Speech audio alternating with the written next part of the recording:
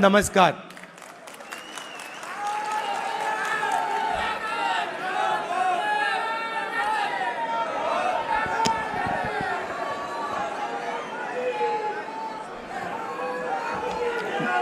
अब मैं 2004 से राजनीति कर रहा हूं और 21 साल हो गए। और जब मैं पीछे देखता हूं और एक प्रकार से अपनी सेल्फ एनालिसिस करता हूं,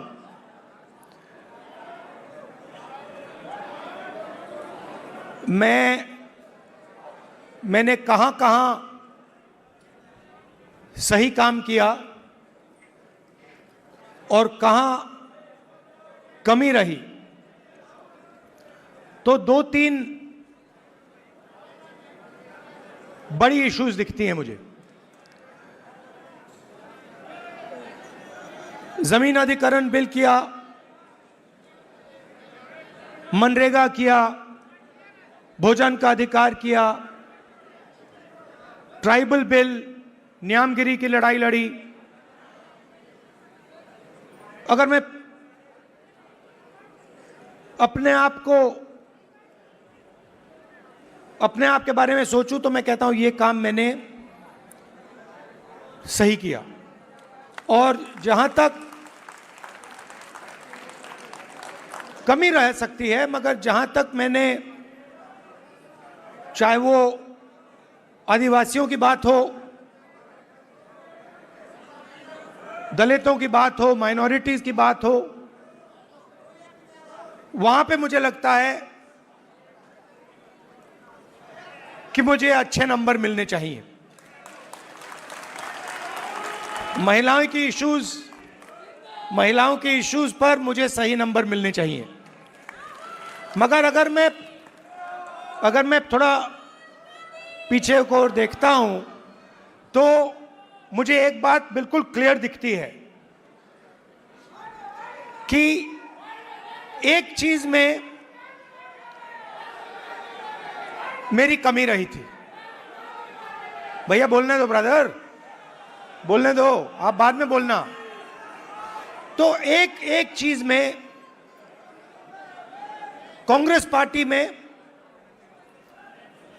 और मेरे अंदर भी एक चीज मैंने मिस कर दी, एक गलती मैंने की। क्या थी?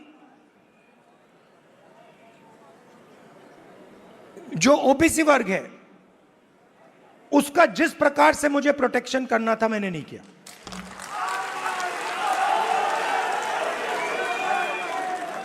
क्योंकि अगर, और इसका कारण था आपकी जो इश्यूज थी उस समय मुझे गहराई से नहीं समझ आई। मैं स्टेज से कह देता हूं कि 10 साल पहले, 15 साल पहले जो दलितों के सामने कठिनाइयां थी वो मुझे अच्छी तरह समझ आ गई। वो शायद वो ज्यादा आसान है समझना, वो क्लियर है। अनटचेबिलिटी, उनकी हिस्ट्री है तो एकदम पता लग जाता है। आदिवासियों की भी इश्यूज आसानी से समझ आ जाती हैं। आप उनके इलाके में जाइए, जंगल, जल, जमीन बिल्कुल सामने दिखता है। मगर ओबीसी की जो इश्यूज हैं, जो मुश्किलें हैं, वो छुपी रहती हैं, आसानी से नहीं दिखती हैं। मेरी रिग्रेट क्या है कि अगर मुझे आपकी हिस्ट्री के बारे में, आपकी इश्यूज के बारे में थोड़ा सा भी ज्यादा मालूम होता, मैं तभी जाति जनगणना करा देता। वो निकल गया और मैं स्टेज से कह रहा हूं वो गलती है मेरी। और कांग्रेस पार्टी की गलती नहीं है, मेरी गलती है, और इस गलती को मैं ठीक करने जा रहा हूं। और एक प्रकार से अच्छा हुआ है। मैं सोच रहा था कि ठीक है भाई, गलती हो गई, तो अच्छा क्या है मैं आपको बताऊं कि अगर उस समय जाति जनगणना करवा दिया होता तो जैसा मैं अब जाति जनगणना कराऊंगा वैसा नहीं होता। क्योंकि जो हमने तेलंगाना में किया है, आपको वो पॉलिटिकल अर्थक्वेक है, वो हिंदुस्तान की राजनीतिक जमीन को उसने हिला दिया है। अभी आपको उसका जो आफ्टर शॉक है वो अभी आपको लगा नहीं है, मगर वो काम हो गया है। जैसे सुनामी आई थी ना, मगर जो सुनामी, जिस अर्थक्वेक ने सुनामी बनाई, वो तो आपने देखा भी नहीं, वो समुद्र के नीचे था, है ना। मैंने थोड़ा स्टडी किया, पता लगा कि जब सुनामी आई थी 1000 किलोमीटर लंबी, मतलब क्रैक जमीन में आया था, किसी ने नहीं देखा। उसके बाद में 2-3 घंटे बाद उसका असर दिखा। वही हुआ है तेलंगाना में। मैं आपको बता रहा हूं, 21वीं सदी डेटा की सदी है। मोदी जी कहते हैं data data data, DDD, 4D, 5D, 3D, ऐसे बोलते रहते हैं, सुना ना आपने।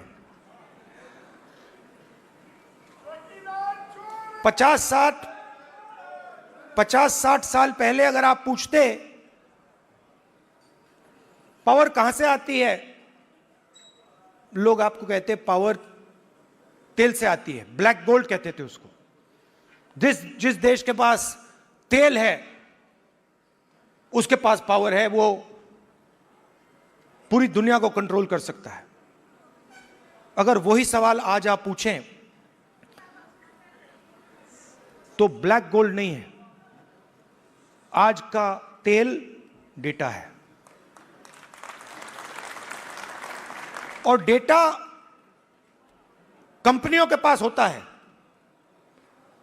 आप रिलायंस के पास जाइए, अमेज़न के पास जाइए, वो आपको डेटा दिखा देंगे। किसी भी अस्पताल में चले जाइए, आपको वो डेटा दिखा देंगे। मगर जो डेटा आज तेलंगाना सरकार के हाथ में आ गया है, उसका देश में कोई मुकाबला नहीं है। आज तेलंगाना में हम आपको बता सकते हैं, हम आपको 1 मिनट के अंदर बता सकते हैं कि तेलंगाना की सारी कॉरपोरेट्स में, उनकी सारी मैनेजमेंट में कितने ओबीसी हैं, कितने दलित हैं, कितने आदिवासी हैं।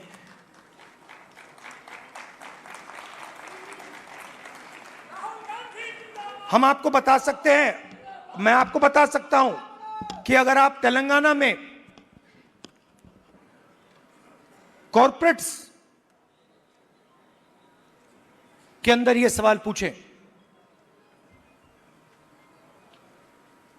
कितने ओबीसी हैं, मैनेजमेंट में कितने हैं, ओबीसी मालिक कितने हैं, दलित मालिक कितने हैं, लाखों करोड़ रुपए की सैलरी मिलती है उनको। आपने मीडिया में सुना होगा 2 करोड़ का पैकेज, 3 करोड़ का पैकेज, 5 करोड़ का पैकेज, सुना ना आपने। ये आप सवाल पूछ सकते हैं, तेलंगाना में ओबीसी को कितने पैकेज मिले? 0। एक भी पैकेज ओबीसी को नहीं मिल रहा, एक भी पैकेज दलित को नहीं मिल रहा, एक भी पैकेज आदिवासी को नहीं मिल रहा है। और आप मनरेगा की लिस्ट निकालिए, पूरी लाइन ओबीसी, दलित, आदिवासियों से भरी हुई है। ये जो गिग वर्कर्स कहलाते हैं, डोमेस्टिक स्टाफ, गिग वर्कर्स, इनकी लिस्ट निकालिए। तेलंगाना में ब्लैक एंड व्हाइट है। इस देश में मजदूरी ओबीसी, दलित, आदिवासी करते हैं।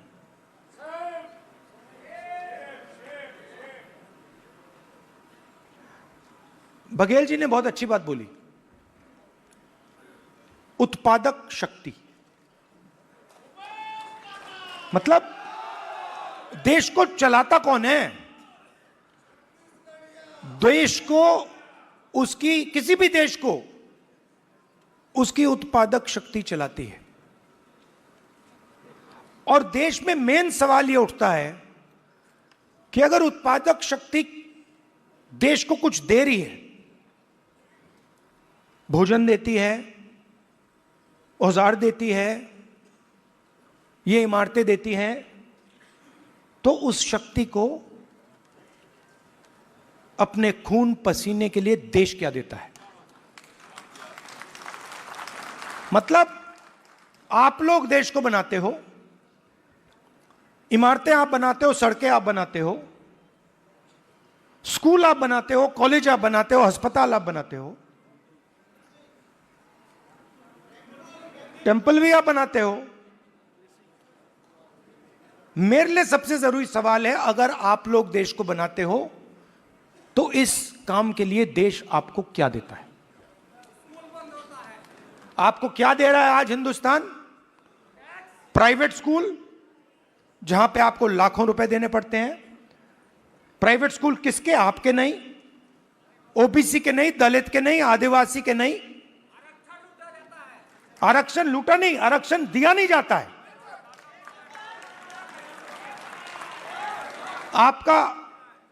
आपके जो ऑफिसर्स हैं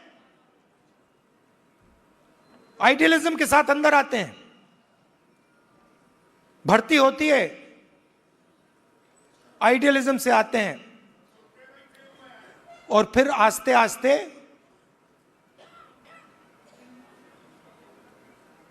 कट दिया जाते हैं। ACR, annual confidential report, OBC, दलित, आदिवासी अफसरों को हत्या करने का तरीका। रिजर्वेशन आपको दी गई है, मगर फाइनेंशियल मिनिस्ट्रीज को देखिए,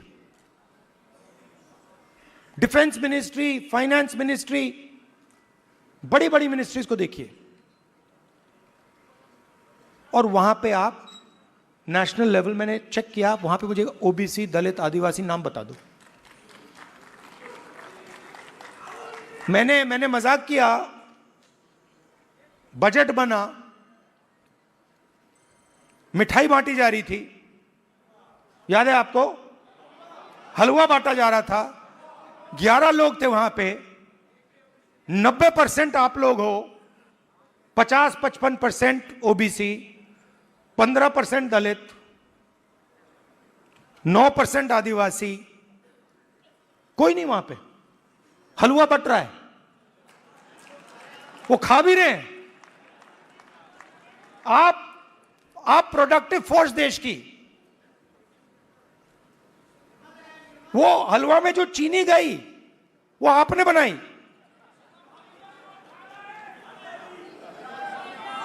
वो सब आप कर रहे हो, हलवा आप बना रहे हो और खा वो रहे हैं। तो अब मैं ये नहीं कह रहा हूं कि उनको हलवा नहीं खाना चाहिए, उनको भी खाना चाहिए, मगर भैया आपको भी थोड़ा मिलना चाहिए ना।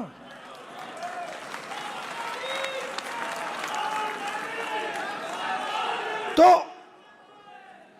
अब मैं आपको, आप मेरी बहन से पूछो, मेरी बहन से पूछो, कभी मिलोगे तो पूछना कि अगर कभी राहुल ने किसी चीज के बारे में मन बना लिया तो उस बात को वो छोड़ेगा या नहीं छोड़ेगा, वो पूछ लो उससे।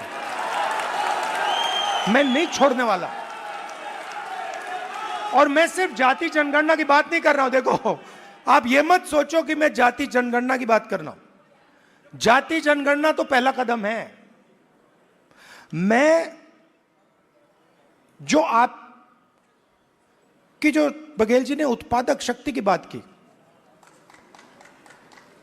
मेरा लक्ष्य है कि उस उत्पादक शक्ति को हिंदुस्तान में रिस्पेक्ट और हिस्सेदारी मिले।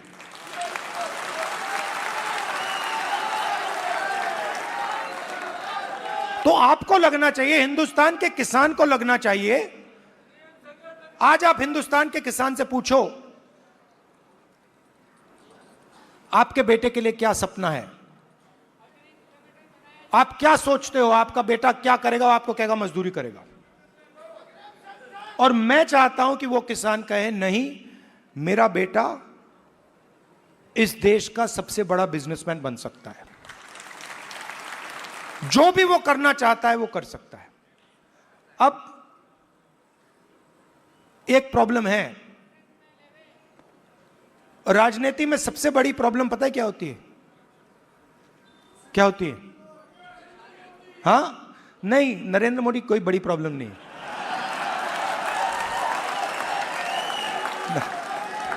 वो नहीं, मैं आपको बता रहा हूं, ये आपने अपने सिर पे चढ़ा रखा है, कोई प्रॉब्लम नहीं। ये जो मीडिया वाले हैं इन्होंने बना रखा है, इसका गुब्बारा बनाया, कोई प्रॉब्लम नहीं।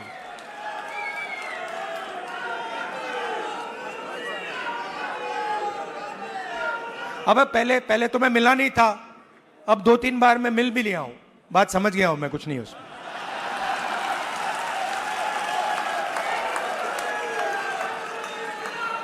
शो, पूरा शो है, दम नहीं है, बता रहा हूं। आप लोग मिले नहीं हो, मैं मिला हूं, बैठा हूं कमरे में। तो मेरा कहना है कि सबसे बड़ी प्रॉब्लम होती है राजनीति में, जो व्यक्ति अपनी शक्ति को ही नहीं समझता है। और मेरी सबसे बड़ी कंप्लेंट क्या है ओबीसी युवाओं से, कि आप अपनी शक्ति नहीं समझते हो। आपको मालूम ही नहीं कि आपकी कितनी शक्ति है, कैसी है, क्या है, वो आपको समझ नहीं। क्योंकि जिस दिन आपको अपनी शक्ति समझ आ गई, ये पूरा पलट जाएगा। तो मेरा क्यों, और अच्छा आप सवाल उठता है, अब आप मुझसे कहोगे कि भाई आपने कहा कि हमें अपनी राजनीतिक शक्ति नहीं समझ आती, तो फिर क्यों नहीं आती? मैं आपको बताता हूं क्यों नहीं आती। क्योंकि नहीं, बांटे नहीं गए हैं। देखिए वो हुआ क्या है, मैं आपको बताता हूं, सुनो। और ये आपको गहराई से समझना होगा। ये आपकी, देखिए, दलितों की हिस्ट्री है, दलितों की हिस्ट्री है ना। देश के दलितों को अंबेडकर जी ने उनकी हिस्ट्री समझाई। और अगर आप आज दलित से पूछें कि भाई आपकी हिस्ट्री क्या है, वो आपको 3000 साल की हिस्ट्री बता देगा। वो आपसे कहेगा देखिए, हमें अछूत कहा जाता था, हमें बाहर रखा जाता था, हमें मारा जाता था। एक सेकंड में आपको बताएगा। आप वही सवाल आदिवासियों से पूछो, आपकी हिस्ट्री क्या है, वो आपको बता देगा। मगर अगर आप ओबीसी से पूछो कि भैया आपकी हिस्ट्री क्या है, आप जवाब नहीं दे पाते हो। इसका कारण है आपकी हिस्ट्री को आरएसएस और बीजेपी ने मिटाया है।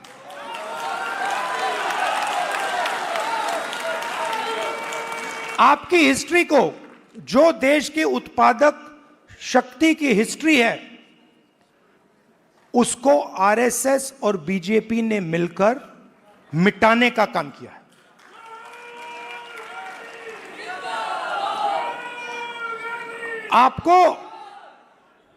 आप स्कूल पढ़े हो ना हिंदुस्तान में, स्कूल पढ़े ना। आप मुझे बताओ, आपने स्कूल में हिस्ट्री की तो किताब पढ़ी होगी, उसमें ओबीसी की हिस्ट्री कौन सी थी, कहां थी? उसमें कहीं लिखा था ओबीसी की हिस्ट्री के बारे में कुछ लिखा था? मैंने तो नहीं पढ़ा। आज जब मैं बात को समझ रहा हूं तो मैं अपने आप से सवाल पूछता हूं, भैया जब मैं छोटा था तो इस देश की जो 55-60% लोग हैं उनकी हिस्ट्री की किताब में है ही क्यों नहीं?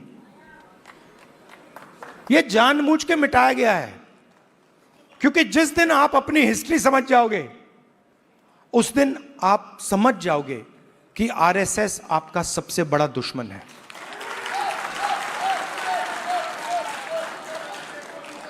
और आरएसएस ने ही आप पर आक्रमण किया है, और यह कोई नई बात नहीं है, यह हजारों साल से आक्रमण कर रहे हैं आप पे, मनुवादी वही। और यह हर लेवल पे होता है, हर लेवल पे होता है। ये एजुकेशन में होता है,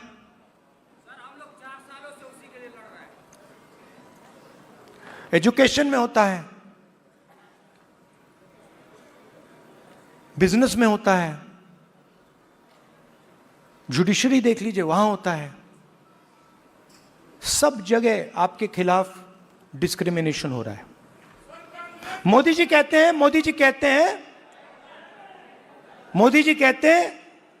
हिंदू इंडिया कहते हैं। 50% हिंदू तो आप हो। अगर हिंदू इंडिया है और 50% आप हो, तो मीडिया में आपका एक आदमी क्यों नहीं है? कॉर्पोरेट इंडिया में आपका एक आदमी क्यों नहीं है? औरत क्यों नहीं है? मीडिया के एंकर्स की लिस्ट निकालो, ओबीसी नाम दिखा दो मुझे, कहां है? बड़े बड़े पत्रकारों के नाम निकालो, ओबीसी कहां है? कौन है वहां पे? अदानी ओबीसी है क्या? आपकी पूरी की पूरी जमीन उसको दी जा रही है, पूरी की पूरी आपकी जमीन। ओबीसी दलित आदिवासियों की जमीन छीन छीन कर अदानी को दी जा रही है, अंबानी को दी जा रही है, टाटा को दी जा रही है, इन लोगों को दी जा रही है। इनके सिस्टम में कोई ओबीसी है ही नहीं, दलित है ही नहीं, आदिवासी है ही नहीं। तो इसलिए हमने कहा है सबसे पहले जहां भी हमारी सरकार होगी वहां जाति जनगणना होगा, एक्सरे होगा, एमआरआई होगा। हमें पता लगाना है ओबीसी कितने हैं, कहां हैं, क्या करते हैं, कितनी भागीदारी है, कितना पैसा है, यह हम सब जानना चाहते हैं। दूसरी बात, जैसे ही जाति जनगणना होता है वैसे ही 50% की दीवार वहीं टूट जाती है। तेलंगाना के चीफ मिनिस्टर ने जाति जनगणना के होने के एकदम बाद अपने आप 50% की दीवार तोड़ दी, और उन्होंने कहा कि भाई, मैंने उनसे पूछा, उन्होंने कहा राहुल जी जब मैंने ये देखा, मेरे सामने कोई ऑप्शन ही नहीं है, मुझे ये करना पड़ा क्योंकि मुझे अन्याय दिखा। कल भाषण में उन्होंने बोला, तो पहला काम जाति जनगणना जहां भी हमारी सरकार होगी, 50% की दीवार जहां भी हमारी सरकार होगी, और दूसरा काम नेशनल लेवल पे, ये दोनों काम।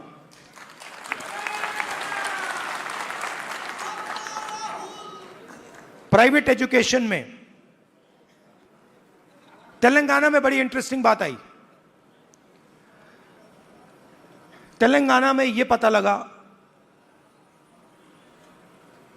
कि अगर किसी व्यक्ति के पास शिक्षा है तो वो तेजी से आगे बढ़ता है। Education is critical to progress. और तेलंगाना में दूसरी बात पता लगी कि अगर आपके पास शिक्षा है और अगर आपके पास अंग्रेजी भी है तो डबल बैरल प्रोग्रेस होती है। बीजेपी के नेता कहते हैं अंग्रेजी को हम हिंदुस्तान से मिटा देंगे।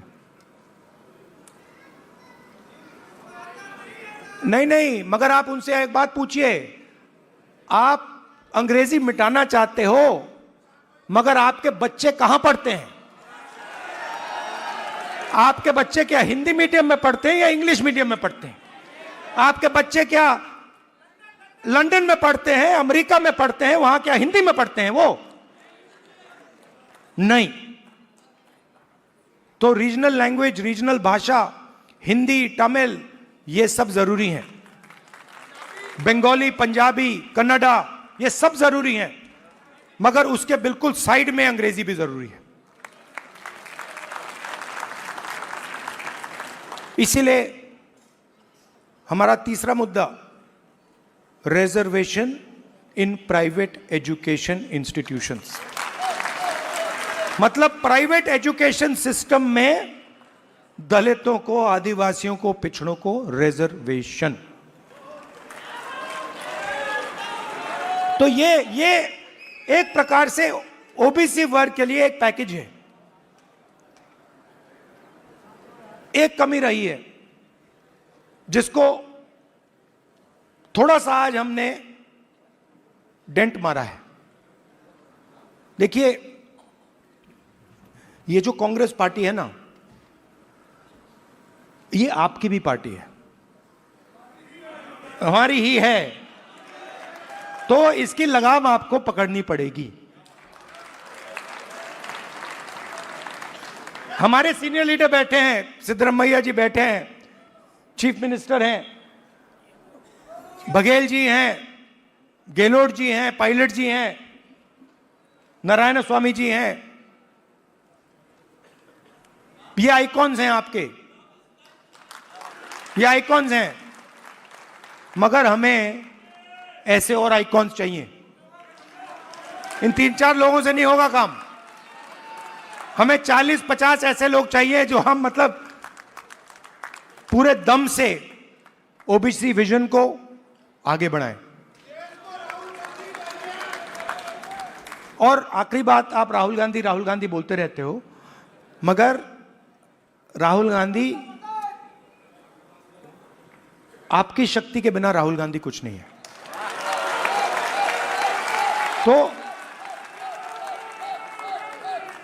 तो मेरा काम आपकी शक्ति को अलाइन करने का है।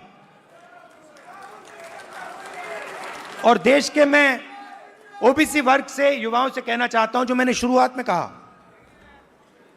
मैं अपनी साइड से कह सकता हूं, कांग्रेस पार्टी के साइड से नहीं कह सकता हूं। मैं अपने साइड से कहना चाहता हूं कि जिस प्रकार से मैंने ओबीसी वर्ग के लिए काम करना चाहिए था, पहले मैंने नहीं किया, अब मैं डबल स्पीड से वो काम करने जा रहा हूं। आप सबका बहुत बहुत धन्यवाद। नमस्कार, जय हिंद।